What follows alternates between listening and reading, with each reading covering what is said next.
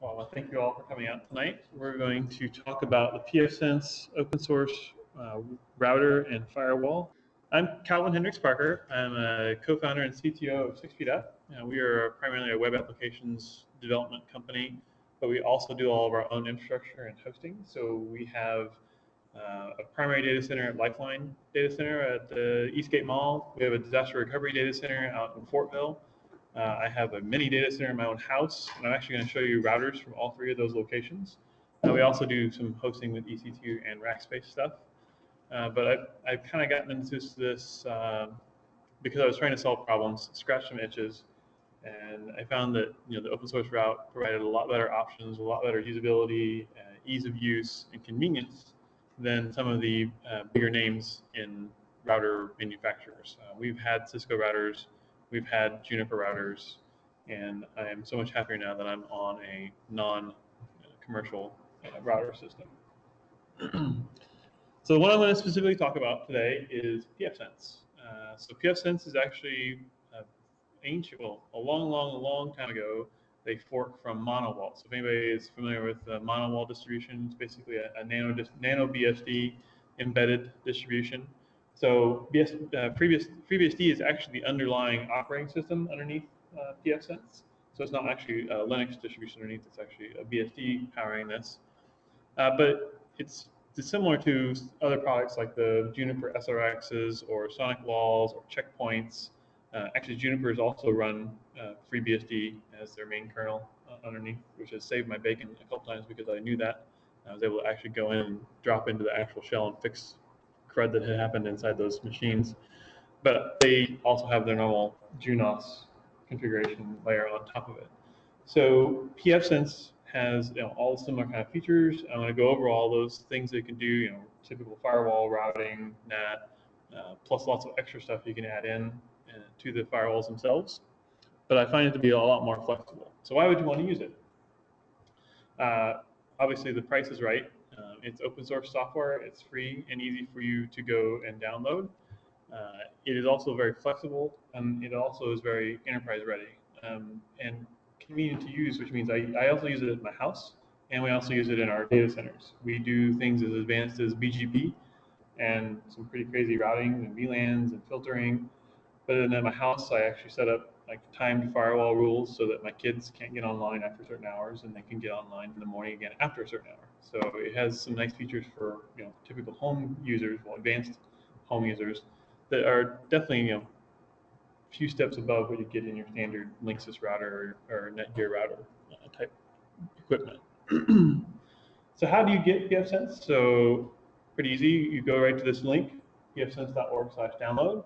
There are a couple different options there. So that might be the most confusing part of this whole process, is figuring out which thing you need to get, because there's going to be distributions for live CD, USB memory stick, and there's also options whether you want to do an installer or run off the memory stick or run off the CD, because you can actually run it off just putting this in a CD-ROM, fire it up. You can save your settings to a USB stick and actually not have a live file system in the machine if you wanted to go that kind of route. I actually run the installed version on like a hard disk in a lot of my machines, so we actually just take older Dell machines and put the install right onto an SSD, fire it up, and put a bunch of NICs in it, and you've got an amazing router at this point. In my house, I run the embedded Nano BSD version with the serial console. I've got a little Alix PC Engines board. It's about that big. It has 2 NICs on it and a serial port, and it uses very little power, but it runs the full-blown pfSense. As you'll see, I'm actually going to show you my router at my house, SSH tunneled in, so I could port forward back, so you can actually see my router at home. So yeah, picking which thing you want is probably, again, the most difficult bit of this. It does support 32-bit and 64-bit versions of the OSs just as equally. And anytime you have questions, please feel free to help me in anywhere along the way. I'll try and get in more depth and detail as I talk about all the individual features of the actual router.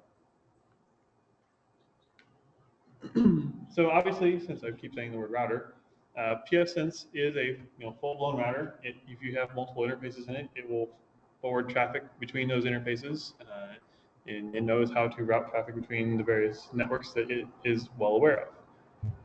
It also does, very powerful NAT functionalities. So, one-to-one NATs, port forwards, outbound NATs. One of the nice features that not a lot of products do out of the box is NAT reflection. So if you've got a name that resolves to an external IP address and you're on the internal network, but it's actually like a port forward in or a one-to-one BiNAT inside your network, sometimes you can't get to those kinds of things from inside your network because you're trying to go out the external interface and back in the same external interface to actually reach that service. You can turn on NAT reflection inside the rules of pfSense, and voila, you actually can gain access to your machines because it'll figure out the right paths to send your bits in and back out again to get to your network. Let me show you what some of that looks like.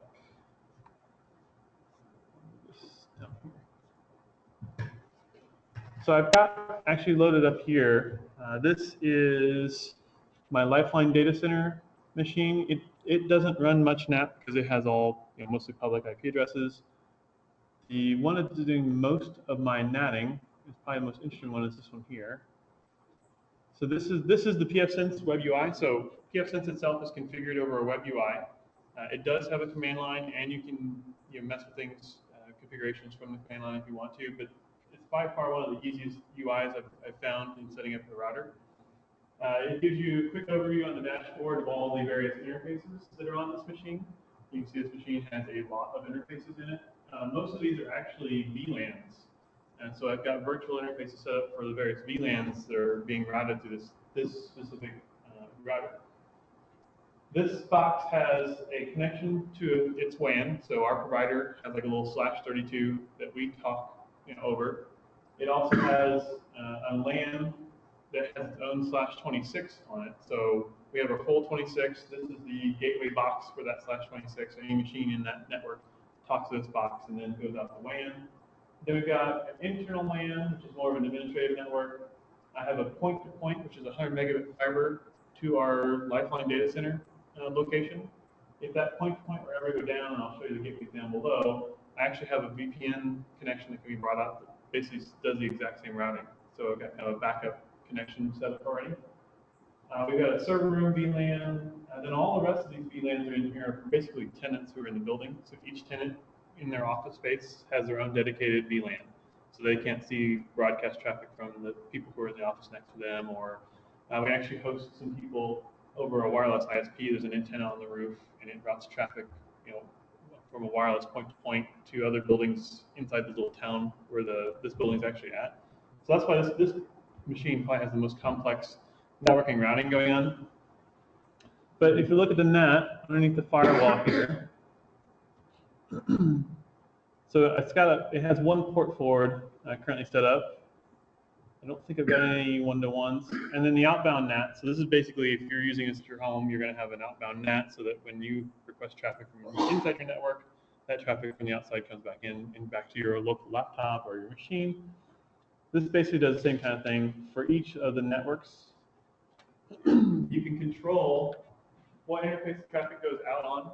So if it's coming, you can actually have different VLANs and different subnets talking out in different WANs if you wanted, depending on these rules here. So you've got all your internal networks, and basically, yeah, right now all mine just goes up the same WAN, so there's not really multiple WANs going here, yeah. Okay, so going back a screen, you've got interfaces, but yes. The BSD doesn't call them WANs. I'll show you the interfaces UI here. So it can't, it's hard to see. This interface right here maps these friendly names for the interfaces right here to physical network ports. So this is actually BGE0, BGE1, IGB0, IGB1, and then these are VLANs. So you actually can create new VLANs and create a new network interface that actually has an address on that VLAN, and that's what maps that name to the network interface. So you have a combination here of actual hardware NICs and VLANs that are running across various ones of these NICs. This is kind of a question in operating system, but I've never understood how they figure out how to name which, if you've got multiple cards and you have one on your motherboard, how does BSD figure out how to name which ones? These, Right, so these names, the BGE0 and the IGB0, that's the network driver, and then that's the first instance of that NIC it finds.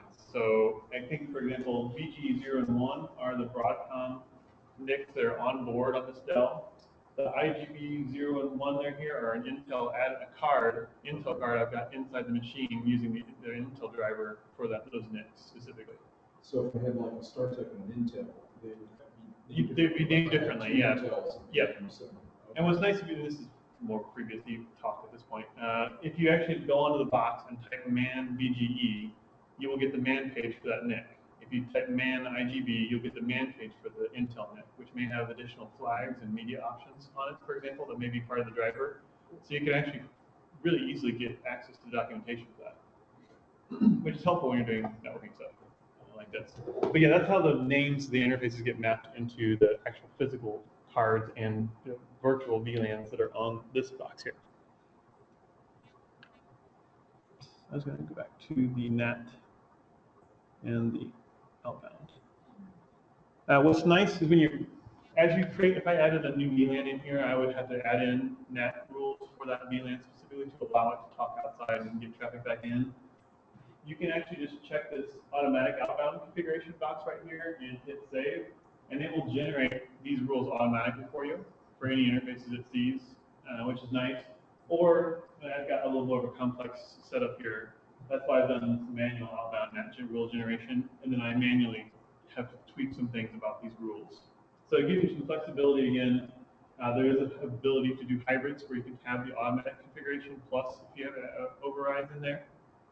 But yeah, you see these were auto-created rules, and then I started manually tweaking them, which turned it into a manual configuration. So you can kind of start auto. If it doesn't fit your needs completely, flip over and start doing more manual configuration and tweaking. I can't remember why we had so many manual things in here. Oh, yeah, actually right here. So these networks right here actually go out a different IP address for their NAT. So the traffic for these specific networks appear to come from a different gateway, different public IP than the ones up here. So that's why I've got a combination. So I actually have, all these addresses, all these networks are getting netted out. But when you do like a what's my IP, from inside, you'll get a different public address on these networks than you will on these networks. That was mostly because I had these were kind of reserved for what I call Fort Wireless, which is like the little wireless ISP we're running out in Fortville. And these were all the corporate ones for the building that we manage out in Fortville as well. So it kind of gives you a nice flexibility that you can actually reserve a public IP for a specific network segment if you wanted to have them NAT out always over that one IP. And then you can also do specific firewall filter rules based on those IPs as well. So tons of flexibility there again for getting really granular down to the VLANs. I mean, these VLANs are literally a 10 by 12 office space, with 6 network ports in it, but the ports are all just trunked right into this box here.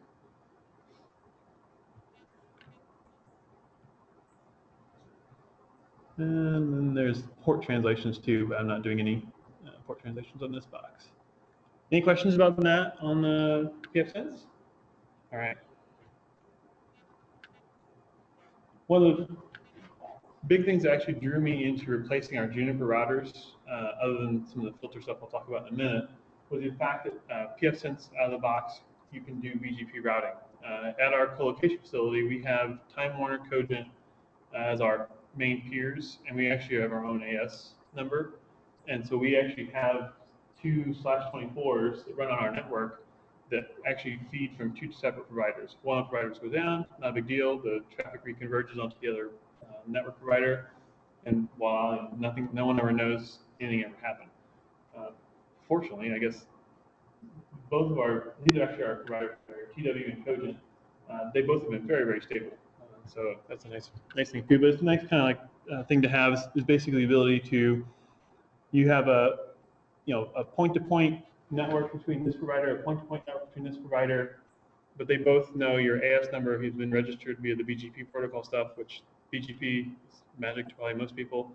No one ever has to really deal with it, but it knows that our 2/24s are associated to our AS number on this router, and traffic then flows down to our router.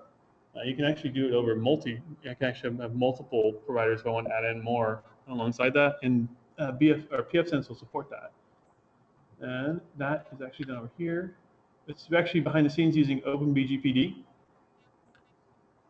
And so you can see here I can set up what my AS number is, what my router, so that's the router IP address for this machine, like the net address, and then each network that I'm responsible for underneath this AS number are just added in here.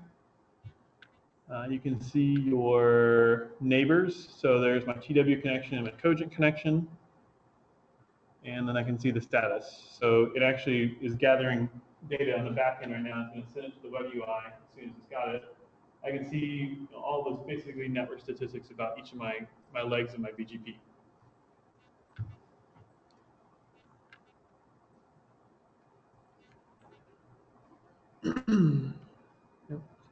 Okay. All right, so that's the BGP connections part. For firewalls, one of the nice things about pfSense is you run it on your own hardware, like whatever you pick out as your profile for your hardware. In my case, we originally had a Juniper with only, I think, 512 meg RAM in them, so it was like the low memory version of the router. And at the time, I thought that was sufficient. And we had a high availability cluster of them at our colo. We had one at our disaster recovery data center as well. We were doing all the same point-to-points and all these connections and BGPs. This all worked great until the SSH brute force attacks started. And all of our servers are using LDAP to authenticate, which created an enormous amount of sessions on the firewall. So I don't know if you know, every session on the firewall, every state in the firewall was using around however many K, basically, of memory, which made these machines, these Junipers, basically only usable for about 50,000 states per box. But that got used up really quickly when you've got brute forcers hitting you very, very fast. And our LDAP machine wasn't on the same subnet, and that was actually routing over that router as an internal firewall. So yeah, it's about 1K RAM for each state entry is what I got in my notes right here. So running on your own hardware, I was actually able to take an old Dell, had a dual core processor in it. This is not very CPU intensive work necessarily, but I needed a lot of state table space. And so 8 gig of RAM is dirt cheap in an old Dell machine. Added an additional Intel NIC. I've got 4 NICs on the machine now, and I can actually handle 800,000 states on my firewalls now. You can see that in the dashboard here. This was kind of a big win for us. The state table right now is using, at this point I'd almost be tipping over my Junipers. I'm at 44,000 states on my firewall right now, but I have a capacity of 815,000 states that I can go to. Again, this was the big reason why we ditched Juniper, was for the price and for the capacity. We couldn't do very large amounts of state on those firewalls, with that specific hardware. So actually, these are recycled Dell boxes. You can see here, it's a Intel E3100 series, like 3 gigahertz processor. I mean, it's okay. It's not like an outstanding processor, but this thing flies when you're considering it just for routing network traffic. So yeah, as far as filtering goes, I mean, all the standard filter type stuff, source, destination, protocols. It can do packet normalization, so you can get some sanitization on the packets as they're coming into your network. You can also do things like block, non-routable networks, all these kinds of things. Packet, so then what's on this feature is layer 2 filtering. It's transparent layer 2 filtering, so you can actually use pfSense as a bridge, and you basically throw it in the middle of a network segment. The two machines on the network segment don't even know it's there, but it can actually filter traffic as they pass, between machines on a bridge. So it doesn't actually have to be a router; it can actually be strictly a filter at that point. You can limit connections. You can have limit based on resource usages. It has full quality of service, so you can actually do traffic shaping using basically the technology came from OpenBSD and the PF firewall there called AltQ. So you can basically create queues for different kinds of traffic, assign priorities, and basically shape your traffic coming in and out of the firewall. Full logging, Routing policies for custom gateways per rule, so you can actually set up traffic rules to then route to different gateways if you wanted. So just like the nets can go over different gateways, the firewall filter rules can actually cause traffic to come in and go out over different gateways as well. And then all the rules are stateful by default. So it's a fully stateful firewall. It makes it a lot easier for writing all the rules, because as traffic comes in, it automatically gets rules for going back out again. Let me show you the UI for that. Let me show you the one actually for my house. That's a little more interesting. So this is my Alex box at the house. It's running a 2 GB compact flash card in there, so it really runs on very little space, which is pretty awesome. It's a Geo AMD processor, really low power. You can see here I've only got 22,000 states available, because of the RAM on it's only got like 256 megabytes of RAM, so pretty low RAM. But it still works great for just basic home usage type traffic. If I look at my firewall rules, let me make this bigger. I bet my tunnel closed. Yes? You need to be concerned about burning out the flash card by writing tons of logs or something like that, or well, you can that turn off. Yeah, most of the log is turned off. If you want, you can turn it up, basically. So when in my specific use case, I don't have a lot of logging turned on. Like in each of these rules, there is an option to turn on logging. So if I actually look at this rule right here,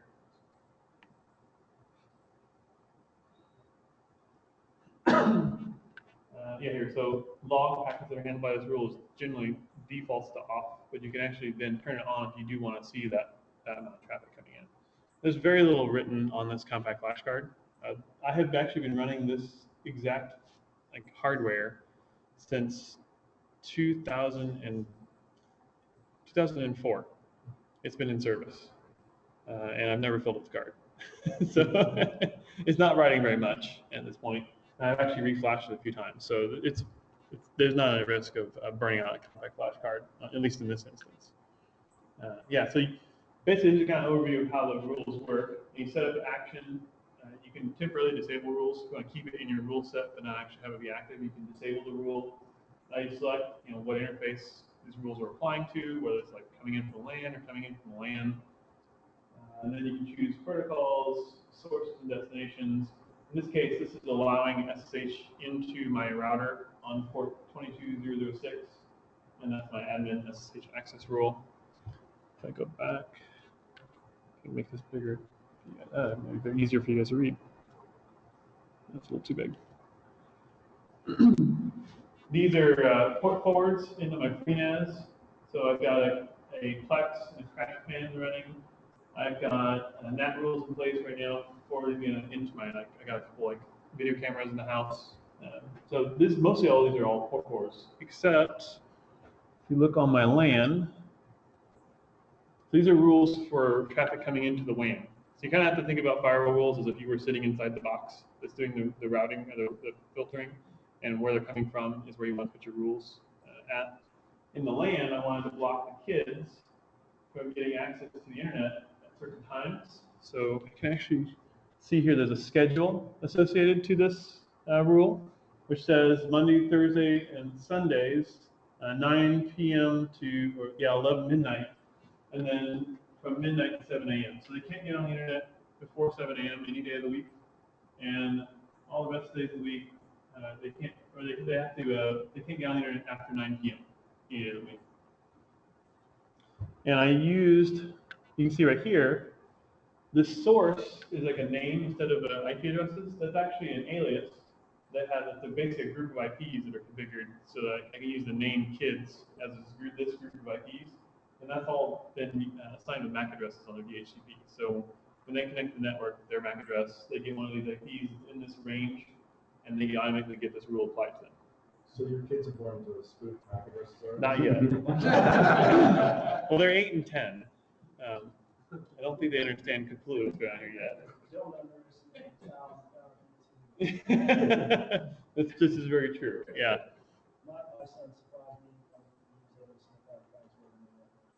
I've had my kids shoulder surf me for sure. They've gotten passwords by shoulder surfing. At that point, I didn't feel like I could be upset. Right, and I was like, man, that was good.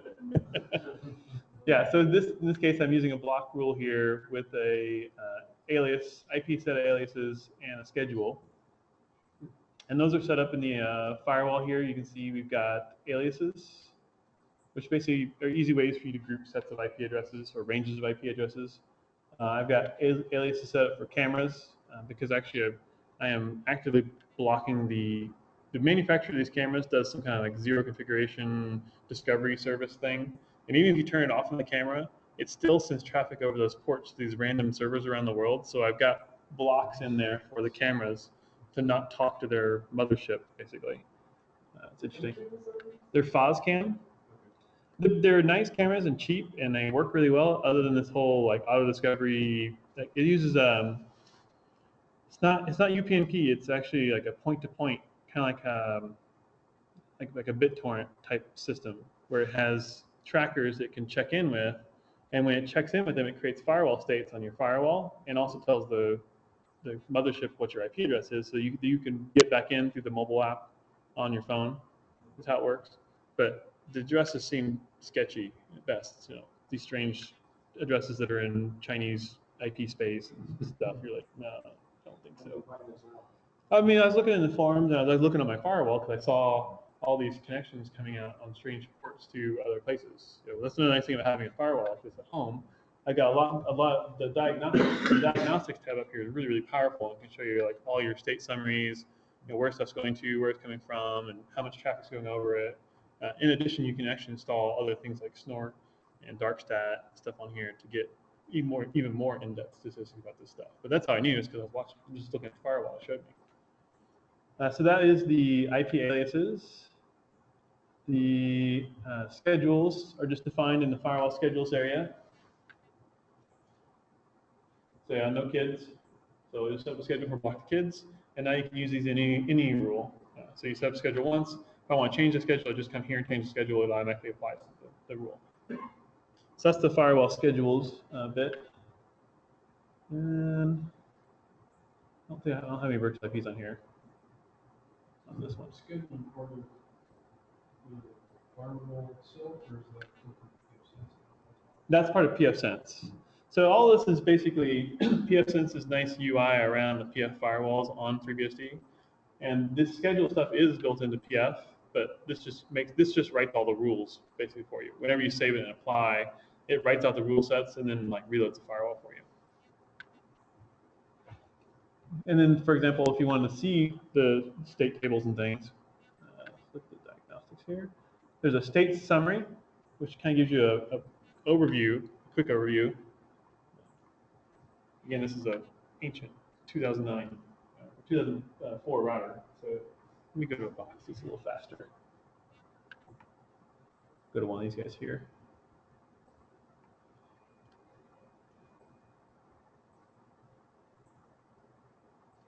Although this may have a lot of states.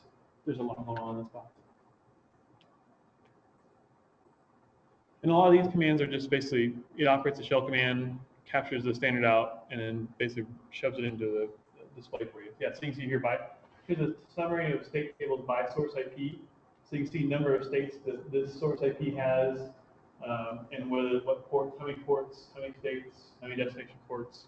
So I got an idea when I was looking at the IP address for my cameras that's at the house, and I saw it having like 20 states open. I was like, why does it have 20 states? And so it's pretty easy to identify quickly like troublemakers on a network.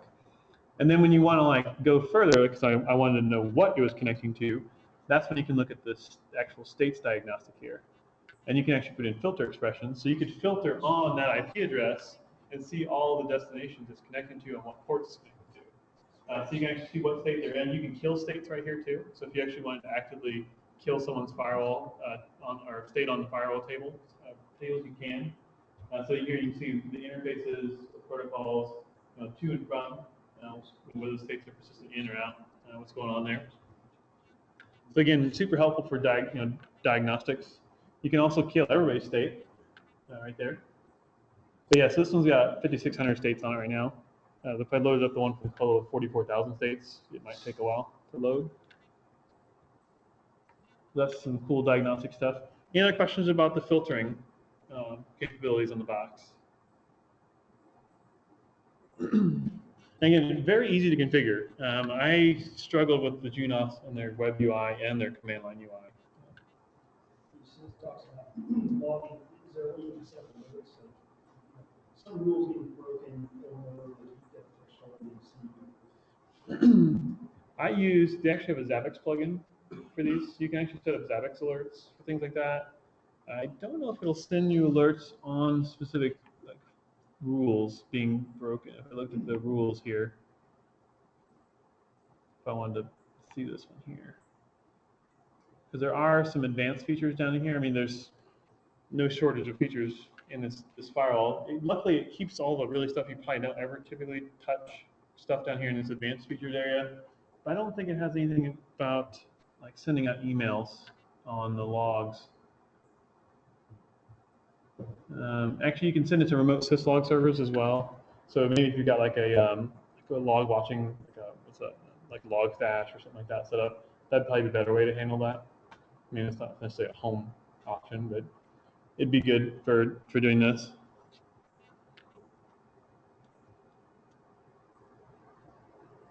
Now I do have, let's see, one of these in the rules here. So you can see as you start getting more and more networks, you get more tabs across the top. If you get too many networks where that is just not an option, like this one here, it changes that UI into a drop-down. You can see you're currently viewing WAN, because it's got way too many interfaces on this one to view all at once like that. So it's not a bad UI, I mean, especially for a networking product. Let me show you the point-to-point ones here, I think. Yeah, I had an issue with routing some of our networks across the point-to-point network. And so I had to put in, you can see right here, this little A, that has an advanced setting set on for sloppy table states. So if you actually click on here, you can see that this one has down here some advanced options set. In this case, I had to set sloppy state on the state table options for these rules, because otherwise the traffic wasn't finding its way back correctly over the point-to-point network.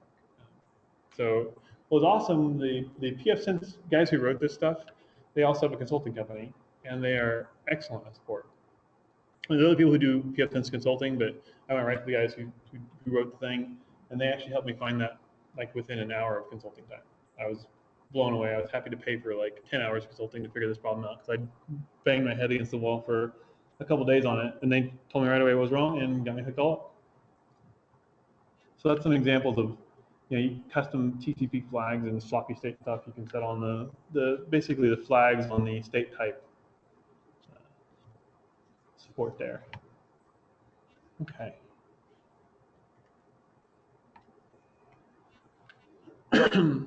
So what's another nice feature out of the box you get with pfSense is the ability to do high availability.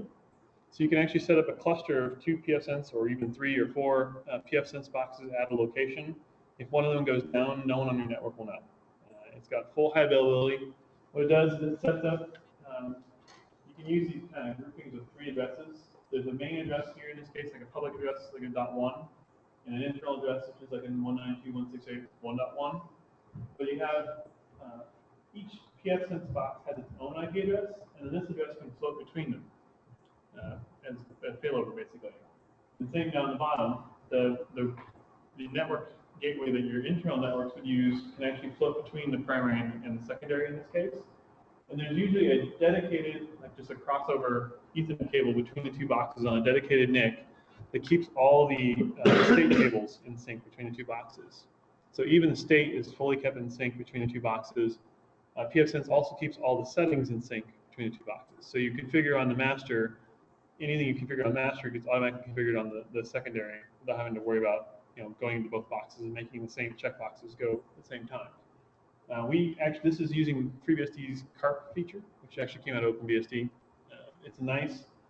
If you guys, has anyone ever done pacemaker work on Red Hat, or I imagine you have, that can be a pain to set up. We're switching to FreeBSD and CARP at work, and it's a lot easier. Oh my gosh.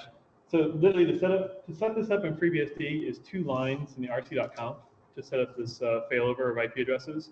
To do this in Pacemaker with CoroSync, and it requires 5 services and 10 configuration files, and it's a nightmare. I've done it for a few customers, and anymore I think I will require that they use FreeBSD for this part of their network. But yeah, this is just using PART to provide this failover. You can do other things like any service you would host, you can bind to this floating IP address. So if you're doing a DNS server, you can actually have the DNS server running on both, and that IP address will always respond no matter which server is up and alive. You still have to do your own synchronization of the source, like the data, like the DNS zones and things. You have to keep those in sync yourself. But pfSense will keep that IP address alive basically no matter what.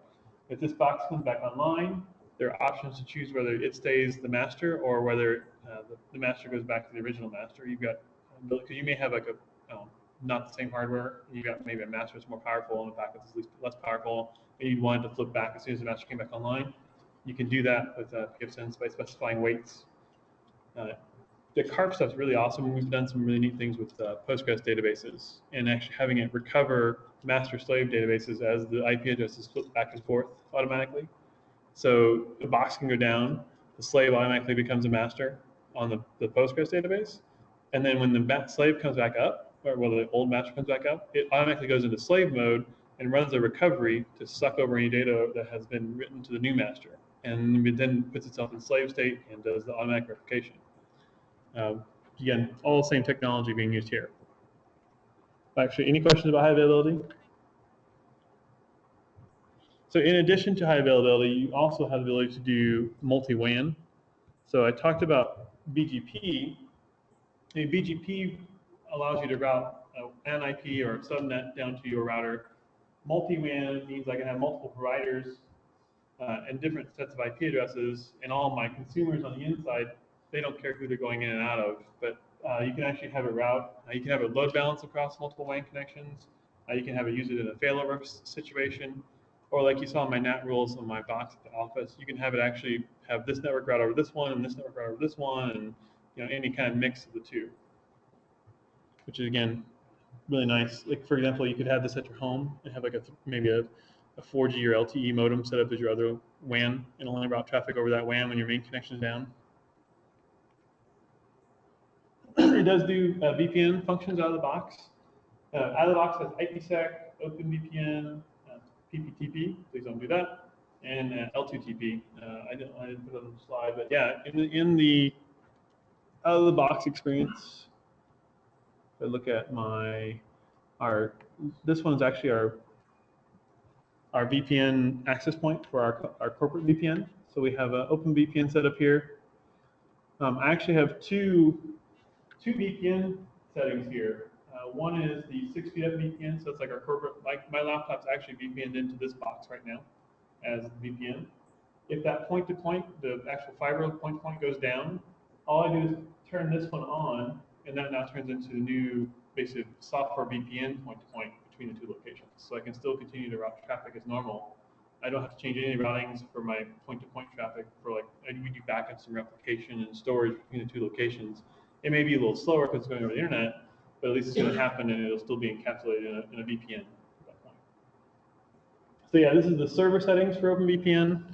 If we look over at the Fortville box at VPN, this is the other side of that point-to-point. It has a client set up in there that's currently disabled. So basically it's got pre-shared keys between the two machines. It's just disabled right now. It knows where the server is, and that's just basically the other side. So like I said, if that fiber line goes down, I just bring this one up, and it's like nothing ever changed to my network. It's just routes traffic as normal. My local computer, you can see right here, I've got the Viscosity, which is just a VPN client for Mac. I can connect to my VPN server, and it shows me it's connected. Right now we do split horizon DNS. And so when I connect to my VPN, I start using my DNS servers on my network. So I get internal addresses for anything I do to the 6feetup.com, goes on my internal network over the VPN, and regular traffic goes out over the normal non-VPN connection. So I don't route all my traffic over my VPN necessarily. But you could, it actually has an option for doing that. You can say route all traffic over the VPN, then it would go into my pfSense box and out to the network from there. So you have both options available. If you're going to be doing heavy usage of VPN with pfSense, I would recommend getting a little beefier CPUs because of the encryption load and number of connections. You're going to need a little more CPU than what I typically have here. We only have about 15 to 16 VPN clients connected to this at any one point in time, so it's not a huge load, but you could do hundreds, or thousands depending on the CPUs you put in the box. And you also like the little, oops, where's my mouse? There we go. This little geode system actually has a offload chip for AES NI. So it actually does have a little coprocessor that handles, so you can do VPN on this, even this little itty bitty box, just because it's got a coprocessor built onto it, which is nice. I don't think this, it doesn't show it on here, but I know it does, because you can actually enable it or disable using the hardware acceleration for encryption. So that's the VPN stuff. Yeah. Before we jump off of that. Yeah. I've been trying to connect to this with a variety of software over IPSec, and I've had troubles trying to find something that's, as I was on Leaf before, trying to get something that would work with the Sonic wall. And I've had no end of issues, and sometimes it works and sometimes it doesn't. I don't have a lot of experience with IPSec. I've been using OpenVPN for ages. I mean, since before I even moved back to Indiana. So that was back in 2000. I've been using OpenVPN since then. It's always worked really well and very easily, so I never messed with it. It's got two forms of authentication with OpenVPN, which is nice. You can do pre-shared keys, so you basically generate a set of keys, do a secure exchange of some kind. But you can also do public key infrastructure, where you can sign a key with a CA, hand that key to somebody, and then when they log in, you see their CN, like the name of their cert, basically in the VPN. So then you can also do revocation lists. So if an employee leaves, you basically revoke their certificate, and they can no longer connect to VPN. So we do both of those, like the point-to-point with a pre-shared key, but then I've got a public key for all of our users who connect into it. Oh, I agree. That's another thing. The Junipers were using IPSec for the tunnel between, and I broke at one point in time. I can never get it back online again. So that's another reason I went to pfSense, is because I could use OpenVPN right out of the box. So that's kind of the big features. There's also some other things in here. If you're running like a Wi-Fi hotspots, it'll do captive portals, so you can make people agree to like a license or whatever you want. You can actually route them into different rule sets based on maybe their logins into those captive portals. I don't do much with that kind of stuff, but it is a neat feature if you're running like WISPs or doing ISP stuff. You can do those captive portals. It does have a DHCP server built in. One of the nice features I also like is it has a DHCP Relay built in. For the colo, I don't do a lot of DHCP out there necessarily, so I have a DHCP server running over here. You can see the various NICs that are in there, and it has different sets of IP addresses. Well, hold on. One of these has got it enabled, maybe. Maybe I'm not even doing the DHCP on this box. Out in Fortville, where I've got a bazillion network interfaces, it'd be really tedious to manage DHCP servers for all those networks, because basically you'd have to come in and set up like IP blocks for every one of those things, and like I had mappings in there for MAC addresses to IP addresses for like my server network. So when I bring up new servers, I pre-assign MAC addresses, and then they come up automatically with the IP addresses I want on them. So what I end up doing is the DHCP Relay allows me to specify for these interfaces right here, send all that DHCP traffic to this destination IP address. And so I've got a VM set up in our server network that actually runs a DHCP server for all these networks and has all the MAC addresses listed in it. And it's much easier to edit a text file than it is a web UI in this case. So I do use the DHCP Relay feature quite heavily. Actually, I can show you the DHCP server here.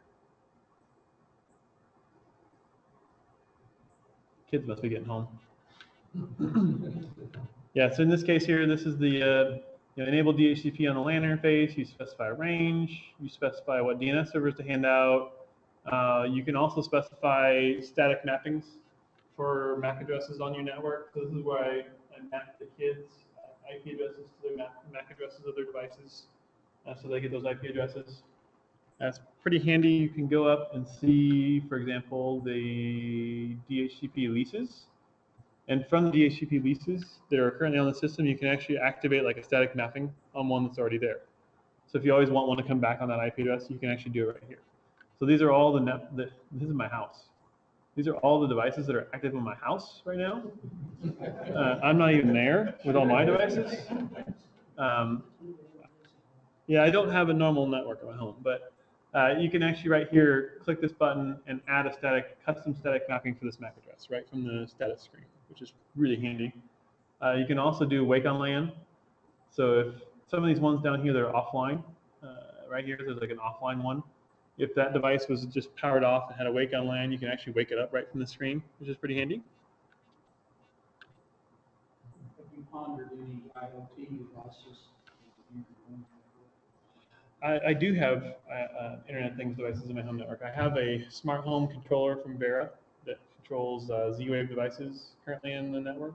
And I've also bought a couple of the particle core photon devices, which are little, basically Arduino with a Wi-Fi built into them. And I have on the way, and it's $17. I tell something $3. Wow. So I have an well, that's really old Blacksmith. I have an Onion Omega, which is basically a full Linux distribution in the size of that Photon. And I bought shields for it. They've got a relay shield and an OLED shield. I was planning on making some, control some lights and stuff with that thing. So I do have some Internet Things stuff on the network as well. So that's the DHCP server relay. It does support like PPOE, so you can actually run a PPOE server. So if you had an ISP and you wanted to run like a radius server and do accounting and authentication, and again configuring rules and filters based on radius usernames, you can do that as well. Oh, and the captive portal also will require slightly more CPU because you got people logging in and it's doing some more operations on the traffic. So if you're concerned with throughput and you're doing the captive portal, you may want to get a box with a little more CPU power on it.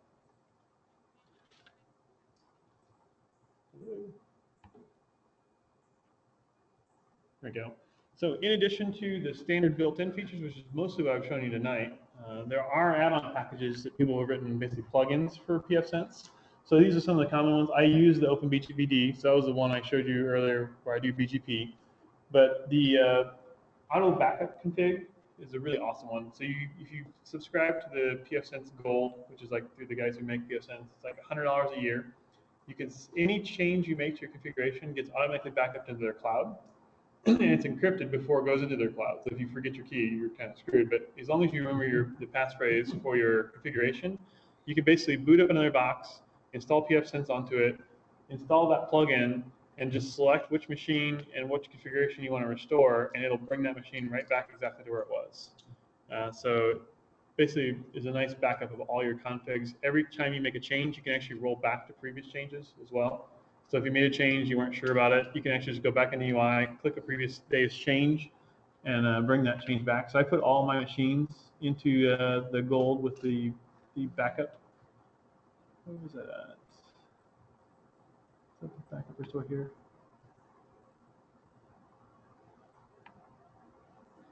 Yeah, here we go. So I can actually diff configuration changes I've made over time, or bring one back to current, or see what's changed and roll back to previous versions, which has been super nice. And here you can download a configuration, and you can actually override or backup configurations by plugin as well too. So if you only wanted to bring back the OpenVPN configurations and not the rest of the machine, you can do that.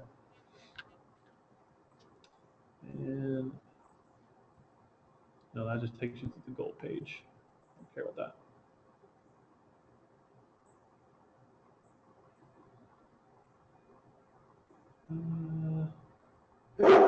Bless you. I think that's all the stuff that's in there for the Gold. yeah, that's one of the features I use for third-party stuff. You can run services like NTOP, Snort, DarkStat, if you actually want to do additional network analysis or intrusion detection into your network. Obviously, if you're going to run something like Snort, you're going to need more CPU, more RAM in the box to be able to host those types of applications.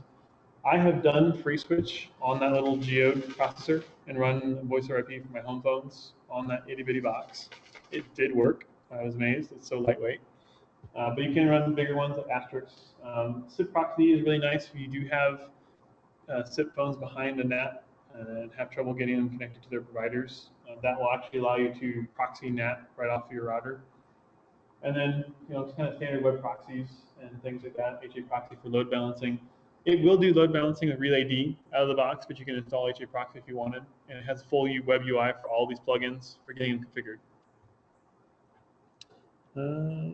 What I got here. So before I get to questions, so the version of pfSense I've been showing you guys is the latest, 2.2. The latest is actually 2.2.6. I think my home ones is up to that right now. 2.3 is getting ready to come out, so they've got the beta that you can try right now. I have a version of it running on my VM right here. So you can see they've greatly updated the UI, kind of using the pfSense, or not pfSense, the Bootstrap, the Twitter Bootstrap theme. So this is a brand new UI, all the same functionality, but just with a slicker UI, a little more responsive, so you can come in and see the statuses and things. Right now, I don't think there's any. This is not doing anything. It's just running on my laptop as a VM, but I've got all the same ability to see the interfaces, pick which NIC that's attached to, creating VLANs. It's got nice little buttons for all this stuff now, which is really nice. Before, firewall rules and things were a little trickier to maneuver with their little buttons, but you can easily click these things here and bring up the rules. It's a little more responsive, a little prettier for sure on the eyes.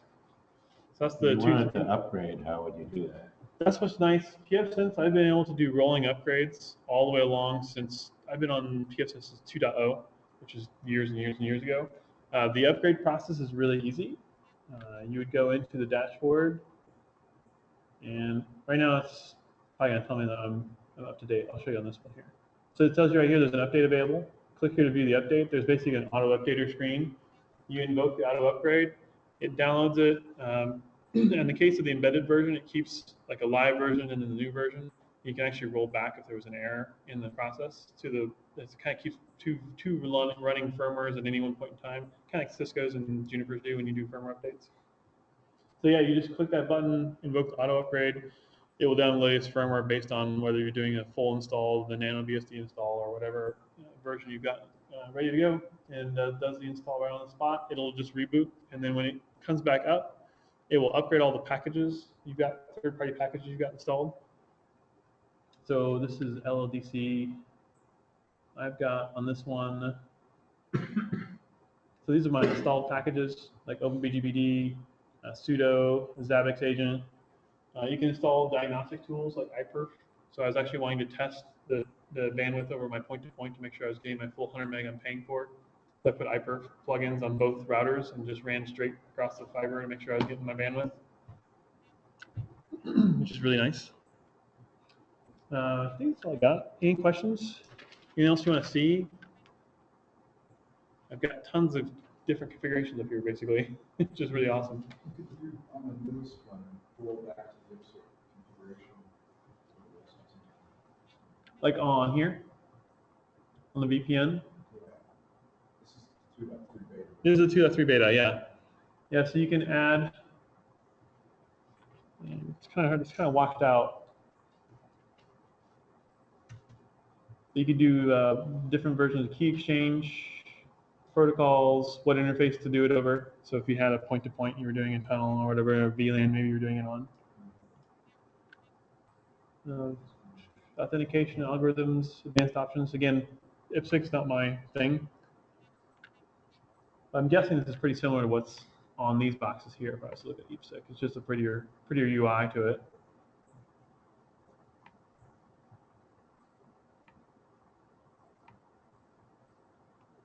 Let's just see some of my favorite screens. So I showed you guys, this is the Fortville one. If I look at DHCP leases, well, so this is not the DHCP server, so it won't show any leases here.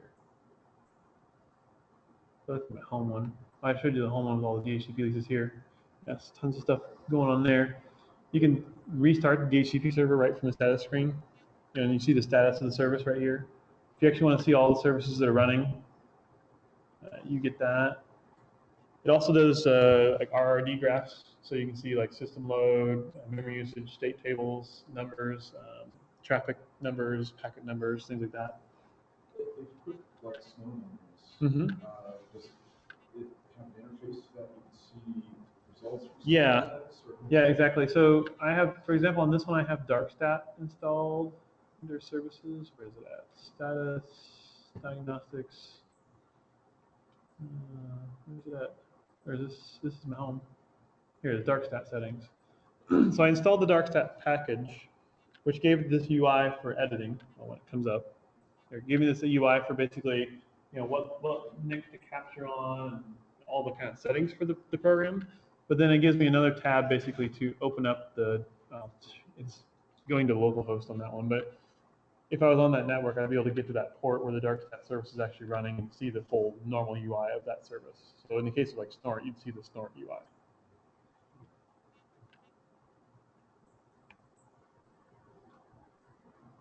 Did you mention load balancing?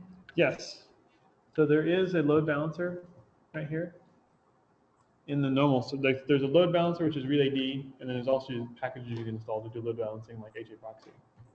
I'm more familiar with HA Proxy than Relay D, but Relay D is fully capable of doing TCP load balancing across, depending on sticky sessions and you name it, it does all those kinds of things too. So you can set up, basically set up a pool of virtual servers, and then you can set up monitors so you can actually monitor the health of all the ports that you're load balancing across. I mean, similar, if you guys have done HA proxies, kind of similar to that. Can you, like, the health monitors? Uh-huh. Can you put, like, arbitrary scripts? That is a good question. It's got these ones built in. What have we hit plus? Like LDAP. Yeah, exactly. In this case, you can use send and expect. Okay. So you could do it. You could do an expect script basically at that point. So yeah, you can monitor anything that basically responds. Any other questions? Well, I want to thank you all for allowing a BSD guy to come into your fine Linux meetup and talk about our BSD products.